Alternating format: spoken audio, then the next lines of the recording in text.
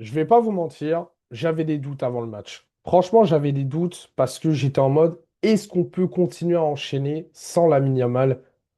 Et les gars, ils ont fait plus que répondre à mes attentes. Franchement, le match était exceptionnel, vraiment un Ferran Torres des grands soirs. Vraiment, Ferran Torres comme on l'aime finalement. Franchement, depuis un an, Ferran Torres, c'est exceptionnel, vraiment. À chaque fois qu'il joue, il est trop fort, il marque, il est décisif. Franchement, grand match face au Retafe. Voilà, donc bienvenue. Nouveau débrief du match de Liga entre le Barça et Retafe. Voilà, donc à la base, moi, je devais voir deux matchs en même temps. Voilà, je devais voir, en plus de ce match-là, le PSG Marseille. Marseille PSG plutôt dans ce sens-là.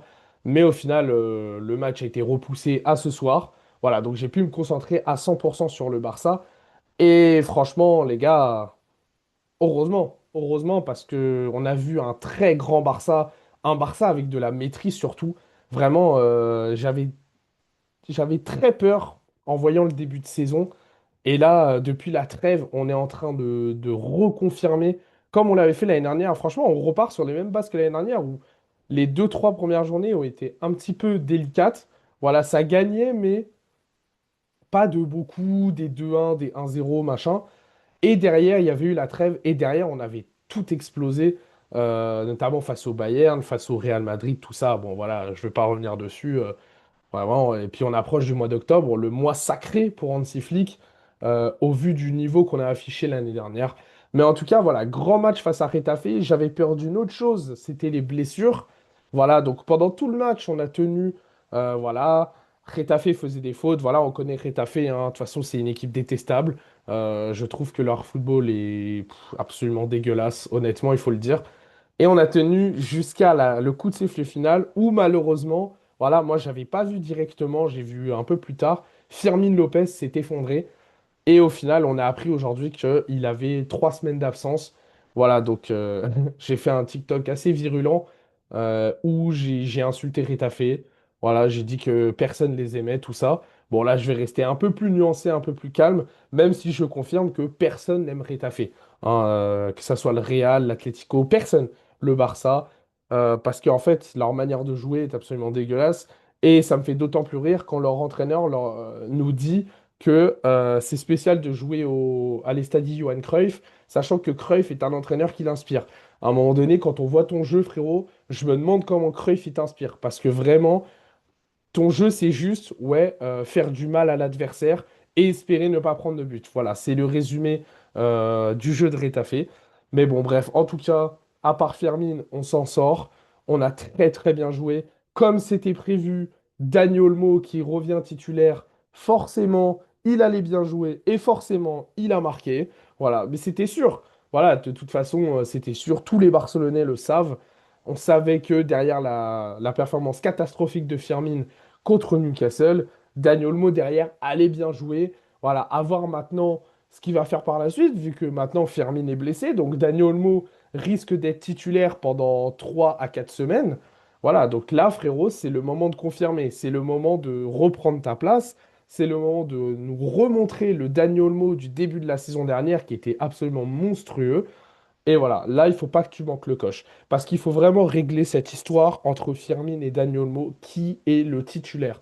Parce que moi, je préfère que ça soit Firmine. Honnêtement, je préfère Firmine. C'est un joueur de la Masia, c'est un joueur qui a la dalle, et je préfère son style. Voilà, le fait d'être plus un faux neuf, faux attaquant, plutôt qu'un vrai 10 à la Dani Olmo. Voilà, même si à la base, je préfère les 10, mais la manière de jouer de Firmine, je la préfère. Maintenant, pour revenir sur le match, un très grand Ferran Torres, franchement, il a fait énormément de mal à cette équipe de Retafe. Il met 2 buts, il a failli marquer même un troisième en fin de première mi-temps où il met une barre. Franchement, un Ferran des grands soirs.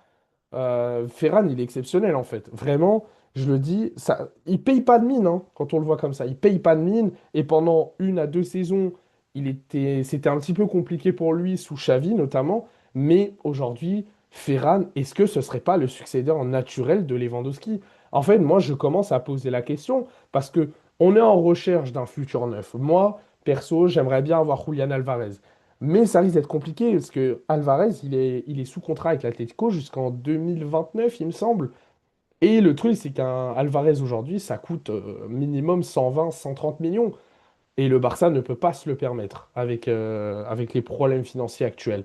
Donc, est-ce qu'il ne faudra pas compter sur Ferran dans les prochaines années à venir? À la limite, peut-être plus tard, on prendra un autre numéro 9, mais pour l'instant, je vois bien Ferran succéder à Lewandowski. Maintenant, est-ce que Ferran peut assumer de jouer toute une saison en tant que numéro 9? Ça, les gars, on ne sait pas, parce qu'on n'a jamais vu Ferran vraiment évoluer toute une saison en tant que numéro 9. Mais c'est pas impossible. Au vu de la forme actuelle qu'il a et au vu de la confiance qu'il a, franchement, c'est totalement possible que Ferran prenne ce poste et prenne cette responsabilité en tout cas. Maintenant, on va revenir sur d'autres joueurs. Pedri, je pense que voilà, comme je le dis tous les 3 jours, je dis la même chose. Ce gars est un magicien. Ce gars est le meilleur joueur du Barça. Et quand j'entends Omar Da Fonseca nous dire oui, mais pourquoi il remplace pas Pedri? Mais en fait, parfois j'ai l'impression qu'on s'en rend pas compte. On s'en rend compte sans s'en rendre compte en fait. À quel point Pedri, il bonifie le jeu du Barça. Il est tellement important qu'en fait, si on l'enlève, c'est tout de suite beaucoup moins efficace. Et le truc, c'est que, ok, c'est Getafe en face, on gagnait 3-0. Donc, Hansi Flick, au bout d'un moment, l'a fait sortir vers la 75e minute, il me semble. Mais il peut difficilement le sortir avant, parce qu'en fait, Pedri, ça apporte trop d'efficacité, trop de... Même mentalement, t'as un Pedri à côté de toi, bah t'es serein. La sérénitude, elle est entière, en fait, parce que ce gars ne perd jamais le ballon. C'est une dinguerie. Ça lui arrive de rater une ou deux passes dans le match. Ça peut arriver, hein, ça arrive à tous les joueurs. Mais par contre, quand il a le ballon au pied, je ne le vois jamais perdre le ballon. C'est une folie à quel point il est fort, balle au pied. Je pense que honnêtement, c'est le meilleur joueur du monde, balle au pied. Sans déconner. Genre vraiment, je ne vois personne qui a autant de qualité de jeu au pied. Bref, en tout cas, voilà, la parenthèse sur Pedri, je la ferme parce que à chaque fois, c'est la même chose. De Jong, merci. Merci. Enfin, je vois un De Jong parfait sur un match. Voilà. J'ai rien à redire sur De Jong, vraiment. Son match, il est monumental. Voilà. De toute façon, tous les joueurs du Barça ont été bons ce soir, hein. Voilà, qu'on soit clair là-dessus. Mais De Jong, ce que je lui reprochais à certains moments, d'éteindre son cerveau, de manquer de concentration à certains moments, hier soir, il ne l'a pas eu. Enfin, De Jong a joué, peut-être pas à 100%, parce que on connaît le potentiel de De Jong, je pense qu'il peut être encore meilleur que ça. Mais on a vu un De Jong concentré, on a vu un De Jong qui jouait son jeu, on a vu un De Jong qui ne se précipitait pas, qui jouait calme, un peu comme un Pedri. Et ça, franchement, ça fait vraiment plaisir. Maintenant, je vais faire un petit point rapide sur Marc Casado. Ah, les gars, qu'est- j'ai l'impression d'être le seul qui a la vision sur ce joueur. Non, mais c'est une dinguerie, hein. Il rentre, il fait la passe sur Rashford, une passe du milieu de terrain. Rashford qui est tout seul, qui peut faire sa course, qui fait la passe décisive à Dani Olmo. Je ne sais pas si on s'en rend compte en fait. La qualité de passe qu'a Casado, je trouve que c'est peut-être le troisième meilleur passeur du Barça. Sincèrement, derrière Pedri en numéro 1 évidemment, et derrière Lamine Yamal, en vrai. Parce que Lamine Yamal, il a une qualité de passe aussi, c'est exceptionnel. Voilà, mais Casado, je le mets troisième. Il est incroyable. Il est incroyable. Je sais même pas si je peux le définir comme un 6 ou comme un relayeur, genre tellement il est fort dans les deux domaines, parce que je trouve que défensivement, Casado, c'est monstrueux également. Voilà. Mais bon, bref, petite parenthèse sur Casado pour se dire à quel point, bah, je sais pas, peut-être je suis le seul qui a la vision, ou peut-être pas. Je pense qu'il y en a plein d'autres. Attention, je dis pas que je suis le seul qui voit le potentiel du joueur, attention. Mais non, je dis juste que pour moi, ce gars mérite de plus jouer. Il mérite de plus jouer. Après, je comprends que ça soit compliqué avec De Jong, Pedri. C'est sûr que c'est difficile, mais Casado mérite plus de temps de jeu. Et honnêtement, j'espère qu'il va en avoir cette saison parce que on s'en souvient de son début de saison l'année dernière. C'était absolument monumental. Quand De Jong était absent, il était intraitable. Sa seule faute, c'était la passe en retrait contre l'Atlético Madrid en Liga. C'est le seul moment où je reproche quelque chose à Casado la saison dernière. Parce que honnêtement, Casado, il est beaucoup trop fort, beaucoup trop serein aussi. Il ne connaît pas la pression, à la manière d'un Juan Garcia également. Juan Garcia qui n'a rien eu à faire du match, hein. On va pas se mentir, il y a eu une frappe dangereuse de Retafe. qui est passé à côté. Mais sinon, il y a eu une frappe en fin de match, mais tu sens la sérénitude. Genre, il plonge même pas, juste il s'allonge, il arrête le ballon, il la capte. C'est incroyable. Je pense que Juan Garcia, je pense qu'on peut commencer à dire qu'il est peut-être l'un des meilleurs gardiens actuellement du monde, en fait. Parce que quand on voit, après, on va attendre les gros gros matchs. Voilà, quand il s'agira du Real, quand il s'agira de Paris qui arrive bientôt, là, dans une semaine. Mais en tout cas, on voit la sérénitude de Juan Garcia, c'est exceptionnel. Gérard Martin, voilà, on a du mal à encenser ce joueur. Moi, honnêtement, je l'ai beaucoup critiqué aussi, hein. Bon, avant que je fasse des vidéos et tout ça, plutôt personnellement. Je le critiquais énormément. J'étais en mode, bon, bah ouais, il n'a pas le niveau pour le Barça. Ouais, il est en dessous des autres joueurs, etc. Bah, la vérité que je commence à bien aimer ce joueur. Je commence à bien l'aimer. Genre, je trouve que il est très académique. Voilà, c'est-à-dire que il va pas nous faire un coup de folie comme un Baldé, mais il est très académique. Il a surtout une qualité de passe. Les gars, je sais pas si on s'en rend compte. Pareil, Gérard Martin, je le mets dans les meilleurs passeurs du Barça. Parce que vraiment, il a une qualité de passe, je la trouve exceptionnelle. Les passes en retrait quand il fait un centre, même les passes vers les ailiers. Franchement, je me souviens d'une passe sur Rashford où Rashford, il est collé à la ligne, il y a un défenseur devant lui, il arrive à la caler, une petite passe rasante, franchement magnifique, qui permet au Barça de sortir du danger. Et franchement, non, Gérard Martin, très gros match de sa part. Très gros match de sa part. Vraiment, il faut le dire, il faut l'avouer. Quand, quand nos joueurs les moins médiatisés ou les moins bons, qui ont l'habitude d'être un peu en deçà, font des bons matchs, il faut le notifier. Vraiment, il faut le spécifier. Voilà. Y a qui d'autre? Christensen, mais bon, Christensen, on sait qu'il est trop fort.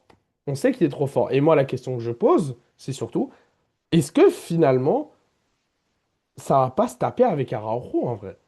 Parce que je pense qu'Araujo, il va être titulaire dans les grands matchs. On a compris, Ligue des Champions, Real Madrid, etc.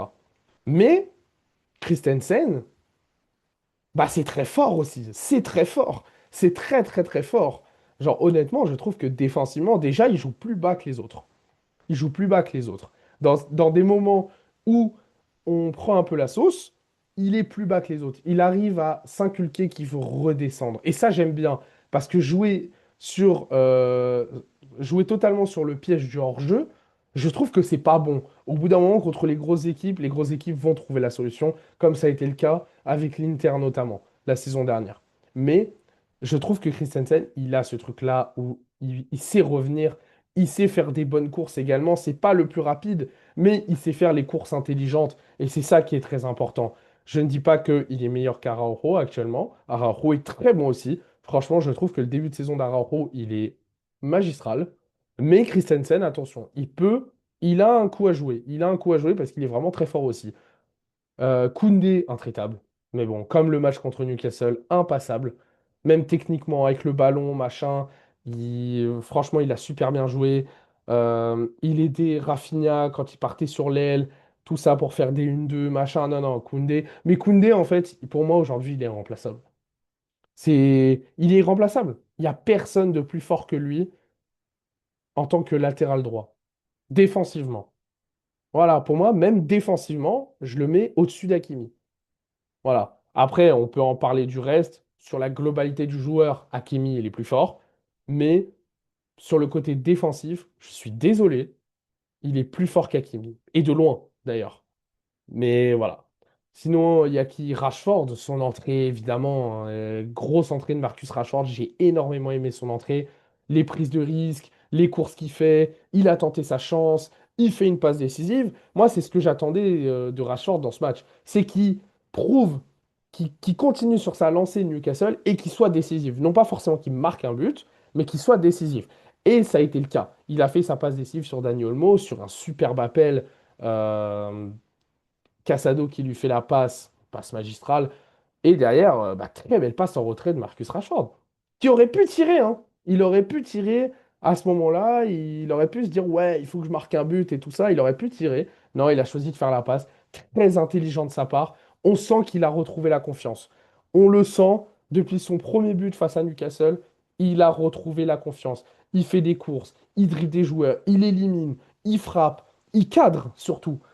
Voilà. Donc franchement, très grosse entrée de Marcus Rashford.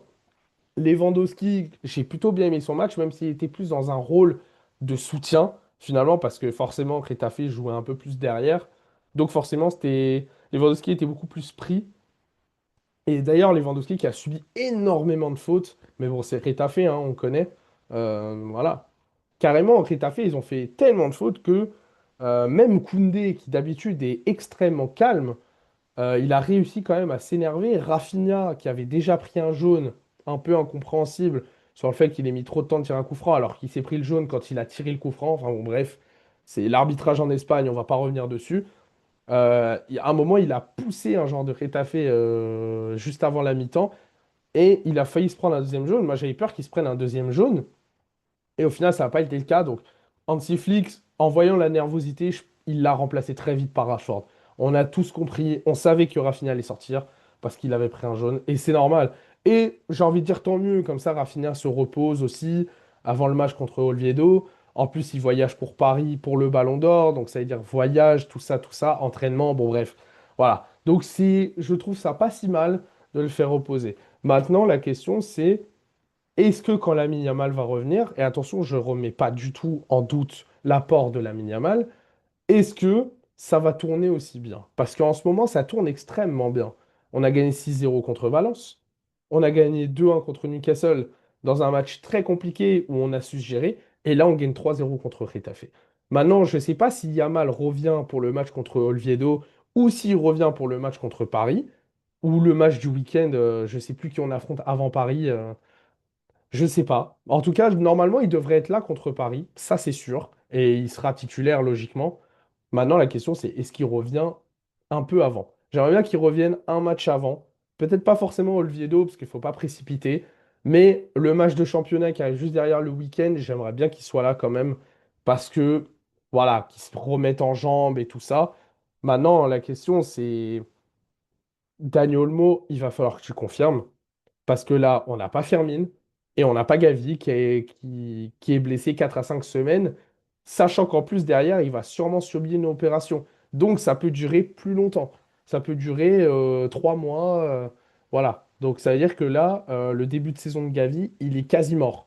Voilà. C'est triste, hein, parce que honnêtement, moi j'avais dit que c'était la saison de Gavi, c'était la saison où Gavi devait confirmer, revenir sur le devant de la scène comme l'année où il gagne le trophée Copa. Et malheureusement, encore son genou, machin, encore une opération. C'est assez triste, vu que Gavi, c'est un de mes chouchous, honnêtement. Donc franchement, je suis assez peiné. Voilà. Mais bon, c'est comme ça. Et vaut peut-être mieux qu'il se fasse opérer, comme ça, quand il revient, bah, c'est réglé et on espère qu'il y aura plus de blessures derrière, quoi. Mais en tout cas, voilà, on devrait faire sans Firmine, sans Gavi, notamment contre le Paris Saint-Germain et contre le Real Madrid, parce que ça m'étonnerait que Firmine revienne pour le Real Madrid, même si c'est dans un mois et non pas dans 3 semaines, mais vous connaissez les blessures, hein, ça va toujours au-delà de ce qu'on annonce, hein. On ne sait jamais vraiment avec le corps. Donc voilà, donc il faudra faire sans eux. Donc Dani Olmo, c'est le moment de confirmer, en espérant que De Jong et Pedri ne se blessent pas d'ici là. Parce que si là on perd De Jong ou Pedri, bah, à la limite De Jong, il y a Casado, mais si on perd Pedri, on est mal. On est très mal, je vous le dis. Mais en tout cas, moi, j'ai toute confiance. Je pense que ça va aller. Je pense qu'on va le faire. Moi, contre Paris, j'y crois à fond. J'y crois à 100%. Moi, je pense qu'on peut clairement les battre. Dembélé ou pas Dembélé, hein, d'ailleurs, hein. Dembélé serait présent, j'aurais dit la même chose. Mais voilà, ça va être le match le plus compliqué dans les semaines à venir, c'est clair et net. Voilà, donc maintenant, il va falloir faire sans eux. En tout cas, la victoire contre Retafe est ultra rassurante. Voilà, je suis très rassuré. J'avais très peur qu'on n'enchaîne pas derrière à cause de Newcastle, la fatigue, etc. Mais on enchaîne super bien. Ferran Torres a été magistral. Il a été élu homme du match et c'est mérité. Voilà, pour moi, c'était soit lui, soit Pedri. Mais bon, avec ces deux buts, évidemment que ça allait être Ferran. Et c'est totalement mérité. Le Shark a encore frappé. Et j'espère qu'il va continuer sur cette lancée. Parce que si là, on a un Ferran en forme, Rashford en forme, Lewandowski qui n'est pas encore à 100% à mon humble avis, mais il peut totalement revenir en forme. Lewandowski, c'est un immense joueur. Sur un match, il peut te mettre un triplé. Rafinha en forme. Et Lamine Yamal, s'il revient, il est en forme. franchement, ça peut être lourd et on peut être très, très fort offensivement. En tout cas, je vous laisse là-dessus. Je serai peut-être en live pour le Ballon d'Or, ou avant, ou après. En tout cas, je ferai sûrement une vidéo après le Ballon d'Or où je vais parler du vainqueur et de tous les trophées qui ont été décernés. Voilà, on reviendra probablement dessus. Et je regarderai le classique OM-PSG en même temps. Donc, sûrement un débrief demain sur le match. Peut-être que je reverrai certaines actions et tout ça, parce que je serai peut-être plus concentré sur le Ballon d'Or. En tout cas, je vous laisse là-dessus. Je vous souhaite une belle fin de journée. N'hésitez pas à vous abonner. N'hésitez pas à liker également si la vidéo vous plaît.